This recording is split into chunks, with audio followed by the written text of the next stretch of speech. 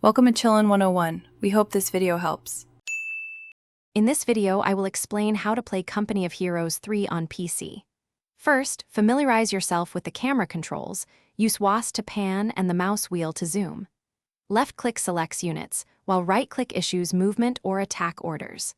The minimap, located in the bottom left, shows the entire battlefield. Your command panel at the bottom center displays unit abilities and build options. Mastering these basic interactions is your first step to commanding your forces effectively. Efficient control is vital. You can pan the camera using either WASD or the arrow keys for precise battlefield navigation. Selecting units is simple. Left-click for one or drag a box for multiple. Right-click then sends them to move or attack. Remember, hotkeys are your friends.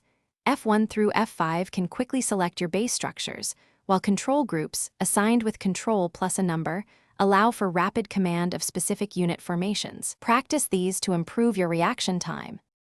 Understanding your economy is key to victory. You'll need to capture resource points across the map to generate 3 vital resources: manpower, munitions, and fuel. Manpower is used for recruiting new infantry, munitions power special unit abilities and upgrades, and fuel is essential for producing vehicles and advancing your technology. The primary objective in most matches is to capture and hold victory points, which are marked by a star. Holding the majority of these points will slowly drain your opponent's score from 500 to 0, securing your win. Effective combat relies on smart tactics.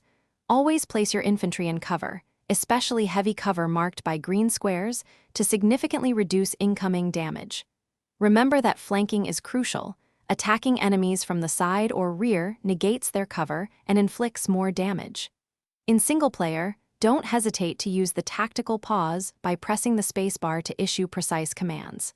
Finally, keep your valuable vehicles alive by using engineer squads to repair them, ensuring they stay in the fight.